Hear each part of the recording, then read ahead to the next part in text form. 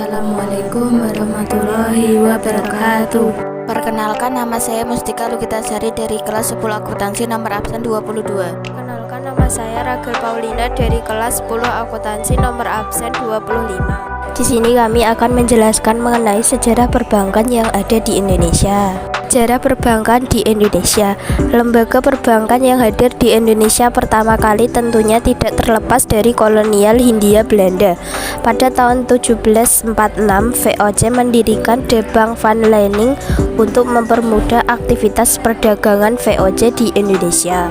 Seiring perjalanannya, De Bank van Lening tidak beroperasi dengan baik. Akhirnya pada tanggal 1 September 1752 didirikan De Bank Concrete and Bank van Lening. Namun De Bank Concrete and Bank van Lening juga tidak berhasil beroperasi dengan baik yang berakhir dengan kebangkrutan. Pada akhir abad ke-18, VOC di Indonesia diambil alih oleh pemerintahan Kerajaan Belanda.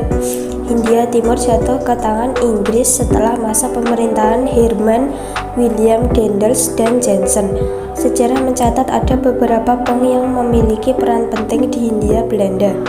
Bank tersebut adalah Dijavasche N.V., De Postpoortbank, Hulp en Spaarbank, De Escomto Bank N.V., National Handelsbank, De Algemene Volkskredietbank, dan Nederland Handels Maatschappiij.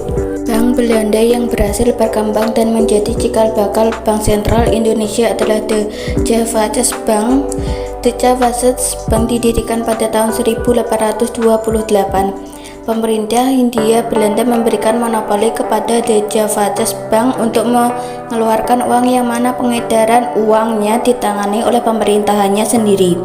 Sejak saat itu, De Javasche Bank dikenal dengan Bank of Issue atau bank sirkulasi. Meski belum menjadi bank sentral secara penuh, De Javasche Bank memiliki fungsi sebagai bankir untuk pemerintah Hindia Belanda. Hal ini disebabkan De Javasche Bank hanya menjalankan beberapa tugas yang bisa dilakukan oleh bank sentral.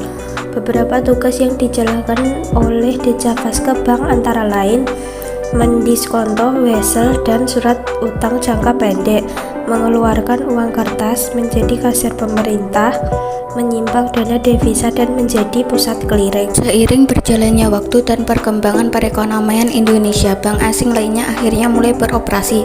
Beberapa di antaranya yaitu The Commonwealth Bank of India, Australia and China, Hong Kong and Shanghai Banking Corporation, Yokohama Species Bank, Taiwan Bank, Mitsubishi Bank, China and Southern dan Overseas China Banking Corporation. Menjelang Perang Dunia II, Hindia Belanda melikuidasi 3 bank Jepang yang beroperasi pada saat itu. Namun ketika Jepang menguasai Asia Pasifik, bank-bank Belanda, Inggris, dan beberapa bank Cina dilikuidasi oleh pihak Jepang. Pada saat itu, Jepang hanya ingin mengendalikan seluruh keuangan pada satu bank. Bank tersebut adalah Bank Rakyat Indonesia, bank yang dioperasikan oleh Putra Indonesia. Setelah Indonesia merdeka, De Javasche Bank mulai beroperasi kembali dan berfungsi sebagai bank sentral. Meskipun pada saat itu De Javasche Bank masih menjadi badan usaha swasta dan beberapa bagian sahamnya masih dimiliki oleh tangan asing. Akhirnya pada tahun 1951, De Javasche Bank dinasionalisasi berdasarkan Undang-Undang Nomor 24 Tahun 1951. Akhirnya pada tahun 1953, untuk memberikan kemudahan menjalankan kebijakan moneter dan kebijakan perekonomian lainnya, ditetapkan Undang-Undang Pokok Bank Indonesia yang tertera dalam Undang-Undang Nomor 11 Tahun 1953. Undang-undang tersebut dikeluarkan karena mengingat bahwa De Javasche Bank masih berbadan hukum sebagai perseroan terbatas dan belum bisa leluasa dalam menerapkan kebijakan perekonomian. Pada tahun-tahun berikutnya, pemerintah Indonesia meresmikan Bank Rakyat Indonesia sebagai bank pemerintah pertama di Indonesia. Bank Rakyat Indonesia sempat berhenti beroperasi, namun bank tersebut beroperasi kembali setelah dibentuknya Perjanjian Renville. Pada waktu tahun 1960, Bank Koperasi Tani dan Nelayan dibentuk.